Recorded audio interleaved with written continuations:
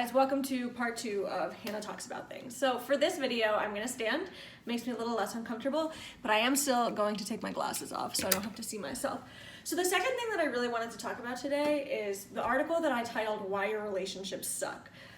This is gonna be a little shorter than my long tirade about shame and processing shame. But I just think that relationships are this one area of life that most of us struggle with. So alcoholic, addict, recovery, not in recovery, depression, anxiety, childhood trauma, no childhood trauma, most people struggle in relationships. Now, in the last video, I talked about how we accept the love we think we deserve, which is a quote from The Perks of Being a Wallflower. So what I've noticed, again, all of this kind of research, which is very informal, comes from my personal or professional experience.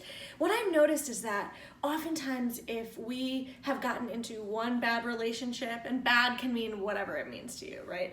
Toxic, unhealthy, abusive in any level, being with someone that's emotionally unavailable, always choosing people that just don't have the capacity to give us what we need.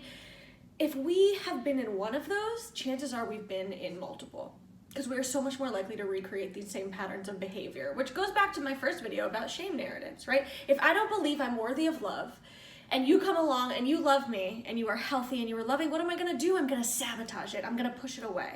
If you've ever asked yourself the question, why am I still with this person?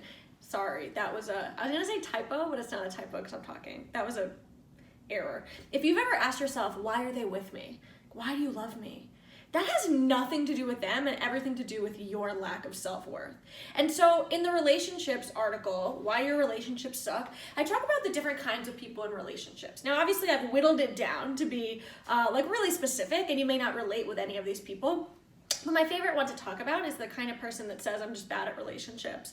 You know, I'm bad at commitment, or, I pick the wrong people. And so instead of just stopping there, which is what most humans do, like, oh, this is just who I am. No, it's not. It's how you are, and it's how you've been. That doesn't mean you have to keep being that way. So we need to look at why. What is your self-image? Have you ever just stopped and asked yourself, what do I think that I'm worthy of? What do I think that I'm deserving of? I heard someone say last night, I have this great boyfriend, but I don't deserve him. I don't deserve love. I don't deserve happiness. And in my head, I was like, who says? Like, who says you don't deserve that?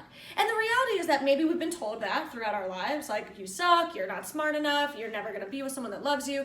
But for the most part, we construct our own barriers, saying, I'm not worthy, I'm not deserving, because I've done X, Y, and Z, or because I put you on this pedestal, I think that I'm less than and I don't deserve you. And while that may sound like you're being humble, you're not.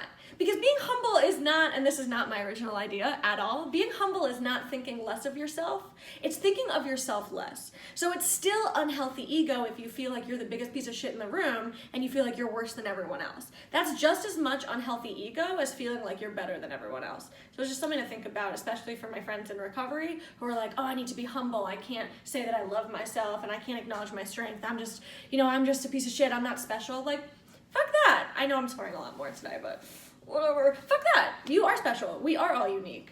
It doesn't mean that we can't benefit from the same kinds of things, but at the same time, like, what's going to help you recover emotionally from whatever pain you've gone through might look different for different people.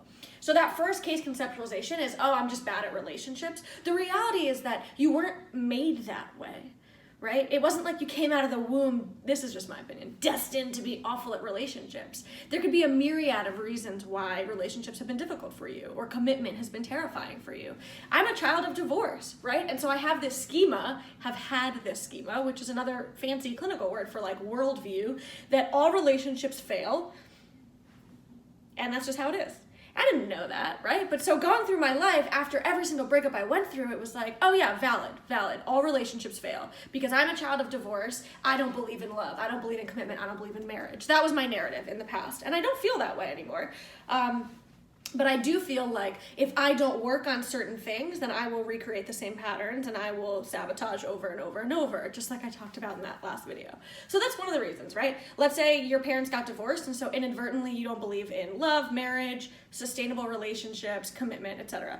Maybe you watched a parent cheat on another parent and so you just feel like that's what you're gonna do because you over-identify with a parent. Like, there's so many different reasons that we can start to really internalize this core narrative of I'm bad at this.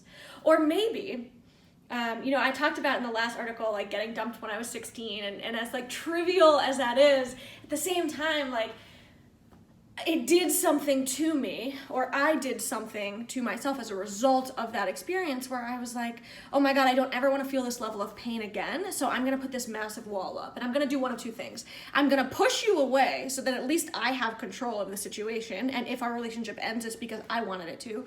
Or I'm only going to attract people and be with people that I don't really feel that serious about. Which I haven't done in like years and years and years, but in the past, like especially in college, like I would date people that, you know, worst case scenario, if it didn't work out, it wouldn't be the end of the world because I still had my wall up, and that kept me safe and protected. So for those of you that are like, oh, I'm just bad at relationships, like stop.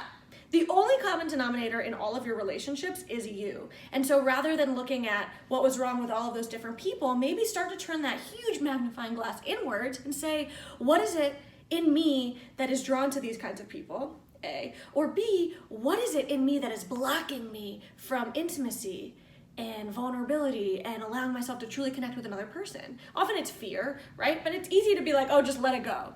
My least favorite thing that anyone can say to another person is like, why don't you just let it go? Like, thanks. That's like telling someone with clinical depression to just not be sad. Or like telling an active alcoholic, have you tried not drinking? Like, thanks, pal, you just totally cured me. So next time you want to help and someone's going through pain or going through this like paralyzing fear, don't tell them to let it go.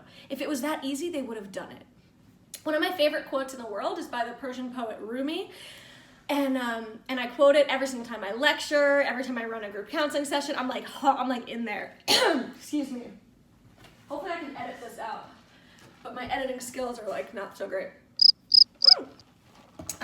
So the Persian poet Rumi says, your task is not to seek for love, but merely to seek and find all the barriers within yourself that you have built against it.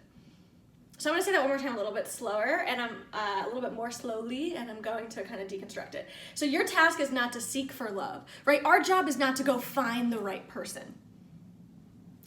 Your task is merely to look inside and seek and find all the barriers that you have built against love, which is actually really empowering. I mean, it's kind of deflating because it's like, wait a minute, I thought I just needed to find the perfect person and they would fix me and I would fix them and it would be fine. No.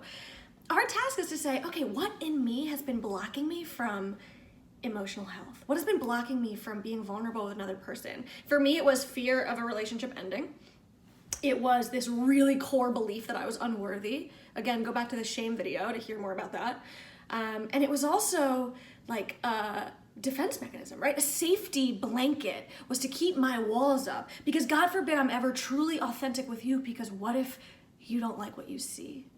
You know, and again, that has so much less to do with the other person and so much more to do with me not liking what I see internally, or me not knowing who I am, and my identity and self-worth being contingent on anyone and anything outside of myself. Again, social media, which I touch on in the relationship article, social media is so corrosive to our self-worth, because what we do is we lose our identity by promoting this highlight reel of our lives, and our identity can become contingent on the amount of likes that we get. I said in my last vlog, like, you know what? Whether or not you like this video, I'm free. Like, yeah, I'm still human, and I ended up checking over and over and over if anyone was liking and commenting on my vlog because it was so vulnerable. And then I had to take a step back and remember, like, A, it's probably not gonna go viral, and that's okay. But B, whether or not you get something out of this, I still get to live my life and practice these concepts and these techniques and all these different things to make myself as healthy as possible. You know, and like whether or not people like my video does not make or break who I am as a person, which is why it's helping me to get more comfortable making these, because I'm no longer paralyzed by the fear of like, what if I don't sound good? Or like, what if I look weird? Like, I'm still like, I'm not wearing my glasses because I don't want to look at myself, because then I'll get focused on what I look like rather than what I'm saying. So in any case, social media is also really corrosive in relationships. I have this working theory, and it's super judgmental, that when I see a couple that is constantly posting about each other and their relationship, in my mind, the more you post, the less secure you are in the relationship. That might piss a lot of people off that are watching this, but like, you know, I heard someone say once, my job is to comfort the disturbed and disturb the comforted. So that, I kind of like taking that on. Like, if you just pause and check your motives for a second, why do you need the world to know everything about your relationship and everything you do? I mean, I just got back from Spain with my boyfriend, and of course I like posted pictures and stuff, but I didn't do it until after the trip. And I asked myself too, like it was like a week after, and I was like, should we post those pictures? Because I wanted to make sure that I wasn't like, I need the world to see how happy I am. Like, I'm not saying like you shouldn't post pictures ever, but I'm saying pause and check your motives. So, I mean, I know people that will get in these huge blowout fights with their significant others and then post this thing about how grateful they are once they make up. Like how grateful they are for their significant other and I'm just like, who are you trying to prove that to? You know? And so I think that's another thing we need to think about in relationships. I've been in relationships before where I didn't want to break up with the person, even though I knew in my gut that like that was a thing, because of our like social media presence and following. Like, what? This is like a while ago. But still, it's really interesting. And so, again, like this is not super organized and it's pretty scattered, but this is how I think and speak and write. But basically, to summarize, why your relationships suck. We can whittle it down to a lack of relationship with yourself, you know, as kind of corny as that sounds, and looking at what barriers have I built against healthy relationships? Why am I only attracted to people that treat me like shit, right? That's a really common narrative I hear. You know, why do I get bored when the honeymoon stage wears off and I seek excitement elsewhere, or I try to create fights and arguments so that there's something for me to fix, or there's something like adrenaline? There's so many reasons for that. Go to therapy. Like, I cannot stress that enough, because we can't think our way out of these patterns. Again, like, believe me, I have tried. So anyway, this is an 11-minute video, so it is 20 minutes shorter than my last one. And again, it's just kind of like a stream of consciousness about relationships, but I hope you got something out of it. And the cool thing is, if you didn't, you know, I do care, but like, it's not gonna ruin my day. All right, bye.